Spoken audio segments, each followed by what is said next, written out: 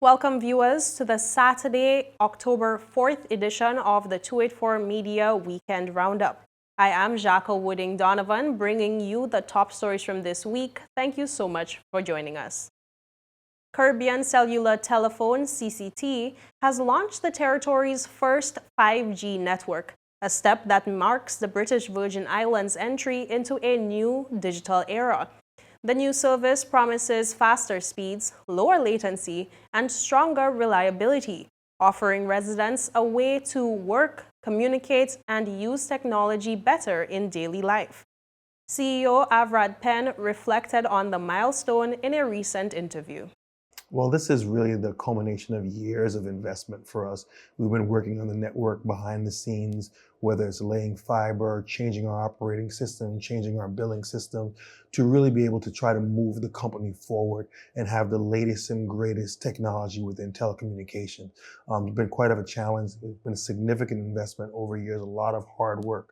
And we're not finished yet, but it's something that we always want to be on the cutting edge and moving forward. So we look at the world really simply. If they have it in the most developed countries in the world, we want to have it here as well.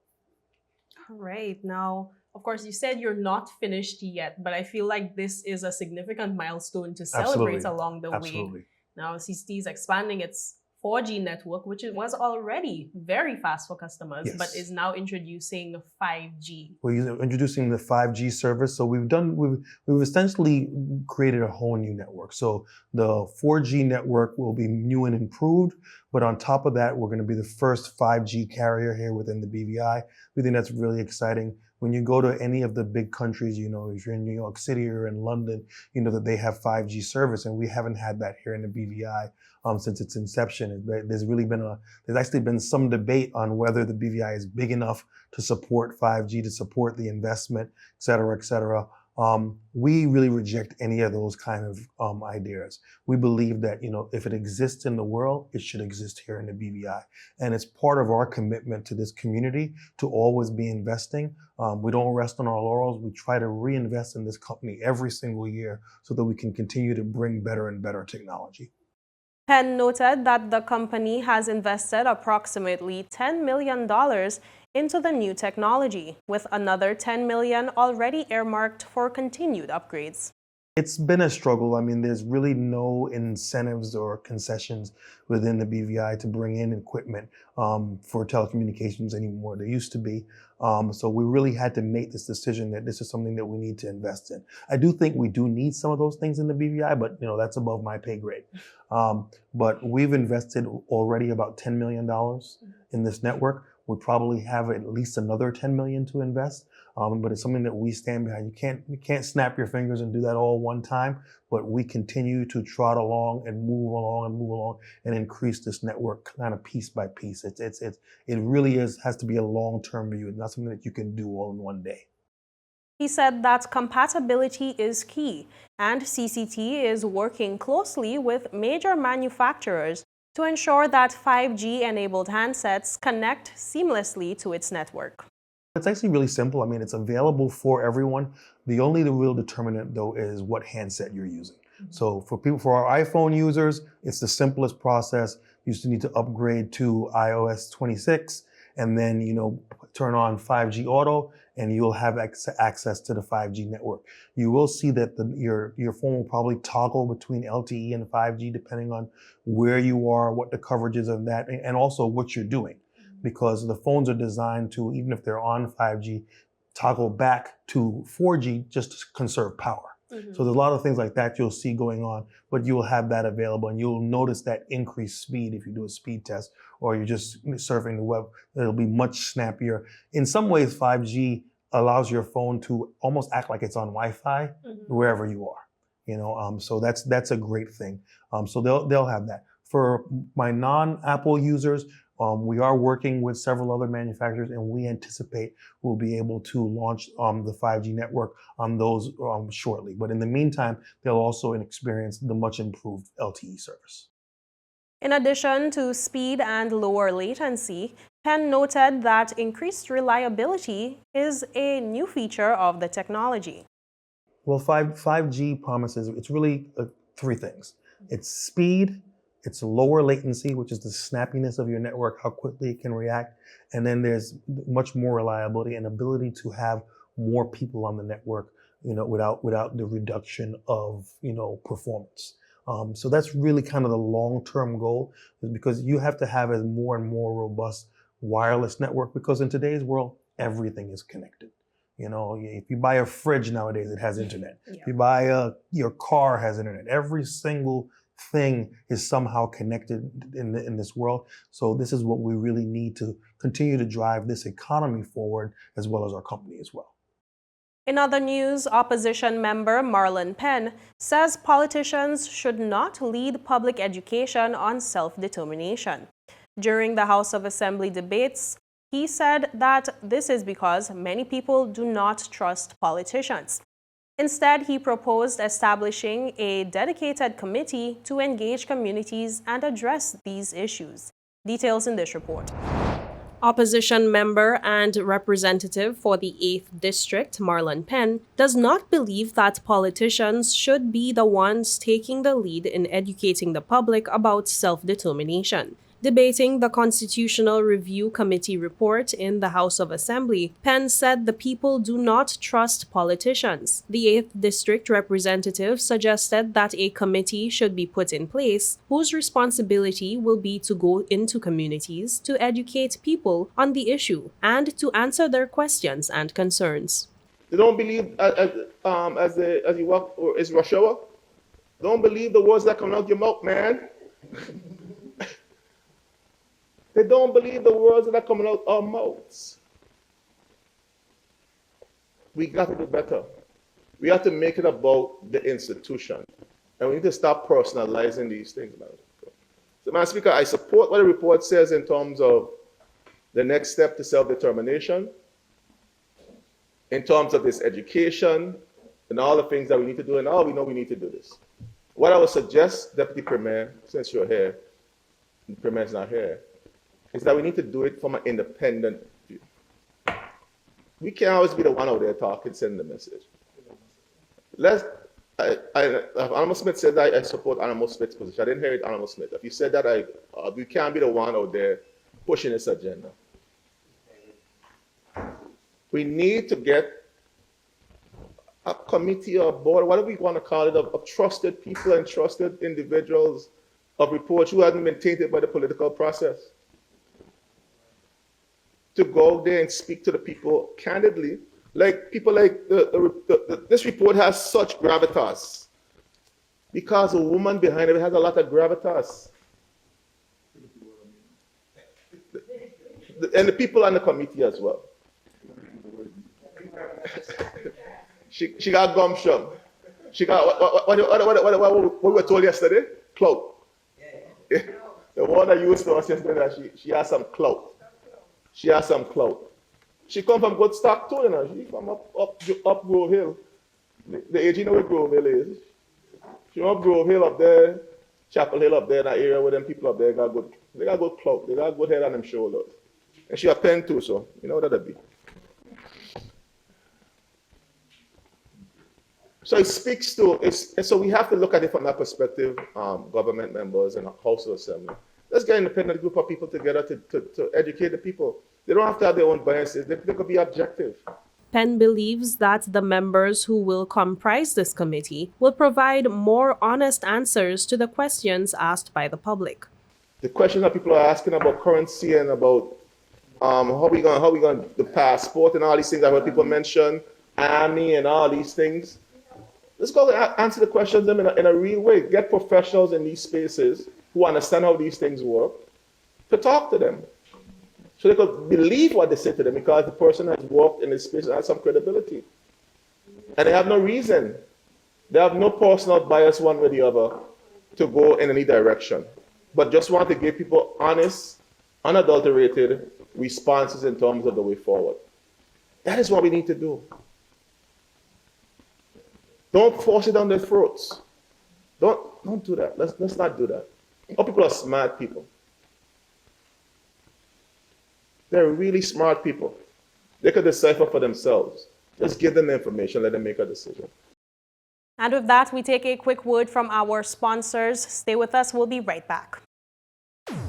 We mash the gas, them bite the dust. We set the speed while they gathering rust. Inside we heart BVI come first. So please don't be fooled, cause they not lying. Once we mash the gas, them bite the dust. Cause we always fast and we always fuss. If you want a real speed, you know who to trust. Somebody better tell them they're not like who? They're not like us. CCT fast, like CCT fast, like CCT just generosity, love the community bad, like CCT first with the 5G, cause BVI is we.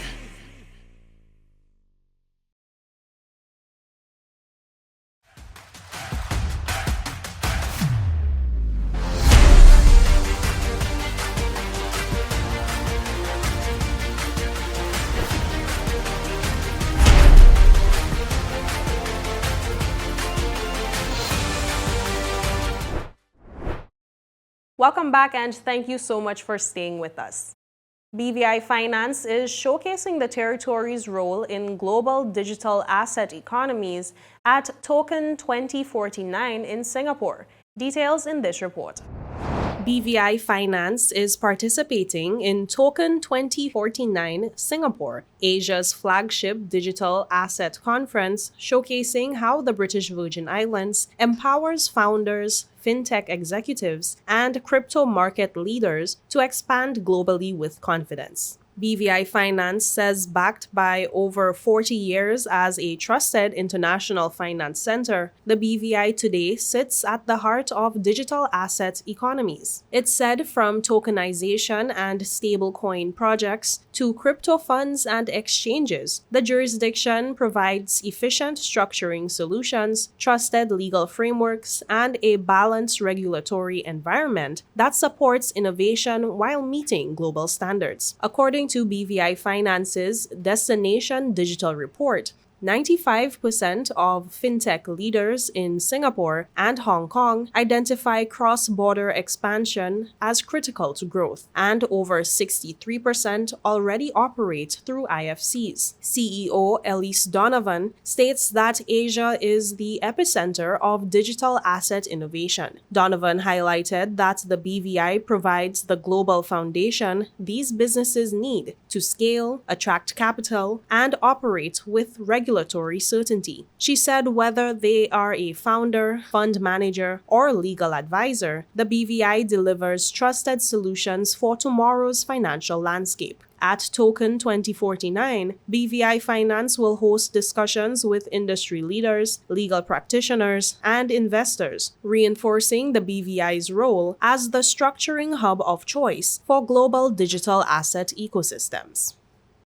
Meanwhile, the BVI Cancer Society will mark Breast Cancer Awareness Month this October with scaled-back activities, focusing on spreading prevention and early detection messages. Details in this report. The BVI Cancer Center is observing Breast Cancer Awareness Month this October. President Gloria Foy stated in a recent appearance on Talking Points that the events for this month would be somewhat scaled back. Foy believes it's more important that they get messages out to the public, noting the many cases of this disease in the territory. We're not doing t-shirts at all. We're not doing the t-shirts at all. So we're going to be doing our normal bucket drives, and we're going to the different schools or the different businesses that invite us out to talk, because we find that is more important, getting that message out there. And I tell people all the time, it's not all about the money. It's getting that message out. Early detection save lives. We can't say enough, because I'm to my desk every day, and the amount of calls coming in, and some of these cancers could be prevented. The Rotary Club of Tortola is partnering with the BVI Cancer Society for this year's observance. Past President Abigail O'Neill recently spoke about the club's cancer screening project. We have been for some years raising funds to establish a cancer screening project fund, which will tackle screenings for out of annuals, extraordinary situations, as well as education about healthy living and certain cancers, certain lifestyle choices that could in effect cause cancers in the most prevalent cases in the BVI. So naturally, as Rotary believes, we have to partner with organizations out there in our communities that are doing this work already in whatever avenue of service it is, so we can enhance the work that's being done instead of trying to reinvent the wheel when we're not necessarily the experts at it. So this month upcoming is Breast Cancer Awareness Month, and we know all of the wonderful work that Gloria and her team have been doing for decades. And we said, let's partner. And especially because it's such a high profile visibility awareness campaign, let's partner and see what we can do together for this month and this particular cancer, and then beyond that. Okay, so that's where we are. Meanwhile, Dr. Charlon Lewis emphasized the importance of a cancer registry in the BVI and the need for persons to access proper care. Dr. Lewis stated that people are very secretive when accessing healthcare. And it's not just being private, it's not just wanting to keep your information to yourself. A lot of times people will have conditions going on. First of all, they don't say anything to anybody. They might have, oh, it's just a little ache, a little pain, and they really don't want to, go to the doctor to check it out, whatever the case is, because they don't want anybody to know. Or when they get the diagnosis, their first instinct is to, to go away and not to be treated here. They don't want the business on the streets, whatever the case is. But I would say that in the Rotary Club of Tortola, partnering with BVI HSA, what we're trying to do is to make people more comfortable with seeking care locally. Now, I know, and as you rightfully said, yes, I used to work for BVI HSA, and I know that, BVI HSA, they do a lot of really great work. They are they keep saying, the only accredited, medical institution in the territory. And we're really happy to pair with them because they have some really good experts working with them. I know we found out that there's a cancer screening clinic that's going on as well. So even though they can come to their GP and they can get their mammograms done, once they find something on the mammogram, then what's the next step? Very often, you would have to do like an ultrasound. Sometimes you have to do a CT scan. And really and truly, it should be up to the experts to decide, especially having to do a CT scan, Gloria, because then you're exposing to more, radiation. And it really depends on the specialist to kind of send them for that. And like I said, in BVI HSA, they have a lot of really good doctors. And I very often actually refer my patients to them to try and get further investigations and then management done. But I think one of the things with NHI that I think people don't realize is how much we actually have available here on island, and we still have this mentality that, oh, if you want the best care, you have to go off island. There's a lot that can be done right here. Every month NHI is coming out of vast majority of people's salaries, and they still don't go and get, their wellness checks done or their cancer screening done because they still have in their mind, I think, that going to the doctor is so expensive.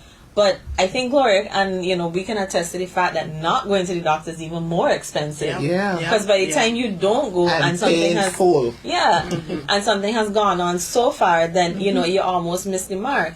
So whether it's having the cancer registry or a chronic disease registry, having statistics is very important. And I know how many singing to the choir when she's talking to us. But people don't realize that those numbers are important.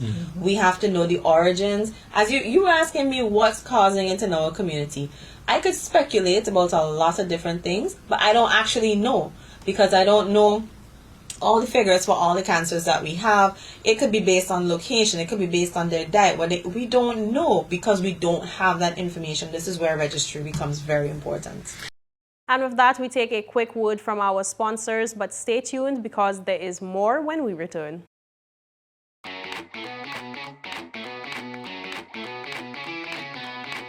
My name is Henry Bosch.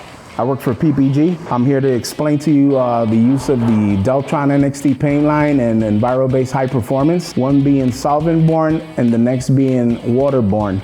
The difference is that one is totally manufactured with rosins and thinners and all the good stuff that solvents bring versus our new technology, which is waterborne, which is 100% latex. What we're gonna do is that we reduce the solvent-borne with a DT885, which is a mid-temp reducer, and the waterborne uses T494, which is a waterborne reducer. We will today be using either DCU 2042, which is a speed clear, or we will be using DCU 2021, which is a classic. We have here our equipment. We have 8-ounce measuring cups, and we also have our 32-ounce mixing cup. We will also have with us our Venturi. This is a blower for us to dry the waterborne paint, which speeds up the process. The good thing about waterborne paint is that as soon as it evaporates, you're good to go. So now Gilligan will dilute the waterborne paint with the waterborne reducer. We made 8 ounces, that would be 1.6 ounce. It always has to be properly mixed until we get an even mixture within the paint mixing cup. So when we spray, we don't see uneven coats of color. So right now we're filling our paint gun with 8 ounces of diluted paint. We're gonna see how far 8 ounces will take us. Waterborne paint seems to look blotchy on your first coat. Don't pay no mind to that. Don't try to achieve full coverage on your first spray. Excellent. Let it dry. So the process in waterborne is 2 even coats, and then we have what we call a dust coat. Well, now we're gonna have Mr. Brown apply the first coat of clear on his waterborne panel. We'll let it flash off, and then he'll come back and coat it with his second coat to finish it off. As you had seen in the previous shots, we had a little blotchiness, and you'll see some patches. That's all due on purpose to sandpaper to prove that with Enviro-based high performance, all technicians, the body work has to end at 800 grit or plus. Well, Enviro-based is like we're trying to shift everyone into that slowly but surely. The entire west coast of the United States and all of Canada has already been on waterborne for the past 10 years. And now soon it'll be the eastern seaboard, which covers the Caribbean. So when that happens, we'll all be affected. So it's best to start now, start trying and applying waterborne, because eventually everyone will be on it. And referring to technicians, it's less harmful because it doesn't have all the toxic chemicals that solvent-borne paints do. Welcome back, and thank you for sticking with us. BVI native Dane Hunter is among international activists detained in Israel after Israeli forces intercepted the global Samad flotilla, which was attempting to deliver humanitarian aid to Gaza this week. Details in this report.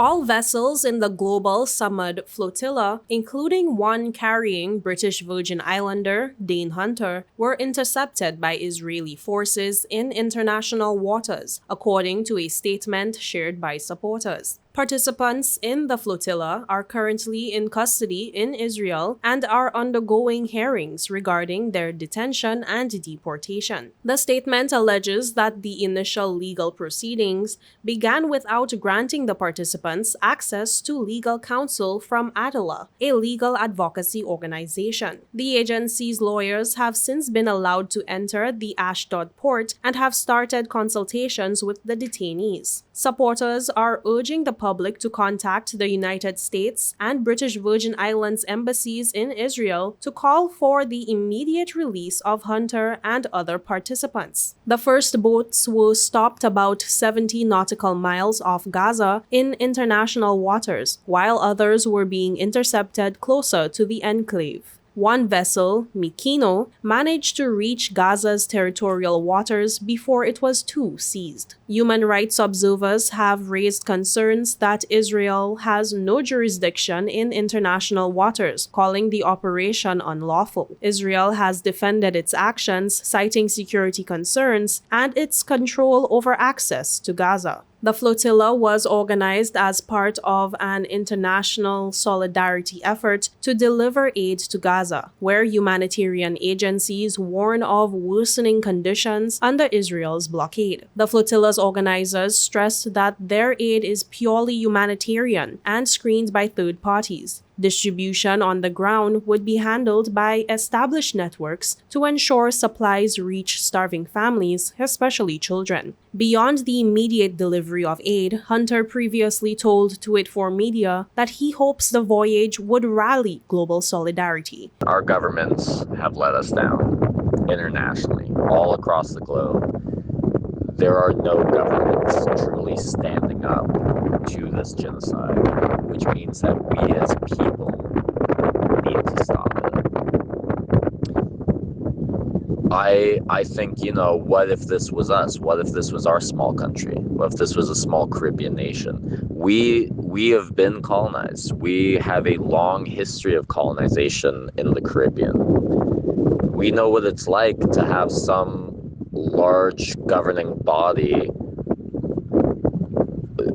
across the ocean from us, people who don't look like us, making decisions for us.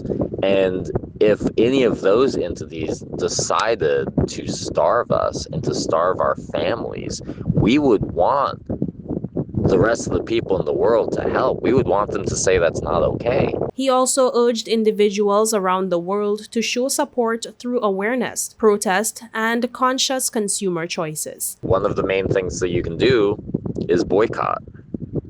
You can choose to not buy products that are economically supporting this genocide. It takes a small amount of research and speaking with your wallet, money talks. So being able to have a voice through the decisions you're making in your purchases has a huge effect. In other news, residents have 1 month left to take advantage of the BVI Tourist Board and Film Commission's staycation. The staycation was launched in July this year and will run until October 30th. Regional Marketing Manager Rainisa Scatliff, who is spearheading the promotion, said it is all about encouraging residents to explore and enjoy the beauty of the place they call home. Scatliff also said this program uplifts the tourism sector while reminding persons to take a break, reconnect, and rediscover the treasures in their own backyard. Have 1 month left of the BVI Staycation Promotion. It's an annual program that the BVI Tourist Board has for residents to be able to take advantage of a place they call home. We have some amazing deals from our industry partners. And this year, we can find the deals on our website at www.bvistaycation.com and on our social media pages, BVI Staycation. The flip book will allow you to, take a dive into what the industry partners have offered, special discounts ranging from accommodations to spas to activities. So, for example, Rosewood Lyrics Bay, they have a great offer. We have villas such as Villa Almandil, La Azul Villa, we have Scrub Island, we have Virgin Gorda Villa Rentals, and so much more. So we implore all of our residents, to be able to take advantage of this promotion. And we've also extended it to our regional friends in the USVI and St. Martin and Puerto Rico. So this is our annual promotion that we have going on, and we are excited that persons, are also taking advantage of a staycation because we can all do with a little getaway right here in our own backyard. And finally, the BVI Football Association's Men's National League continues this weekend with matches scheduled on Tortola and Virgin Gorda. Today, Wallul's FC will face Old Madrid FC at 4 p.m. at the A.O. Shirley grounds, and later this evening, Panthers FC will face Virgin Gorda United at 8 p.m. at the Virgin Gorda Recreation Grounds. Tomorrow, Sunday, the action continues at AO Shirley as Lionheart FC plays One Love United FC at 4 p.m. In Virgin Gorda, a doubleheader is scheduled. Rebels FC will face Avengers FC at 5:45 p.m., followed by Positive FC against Sugar Boys FC.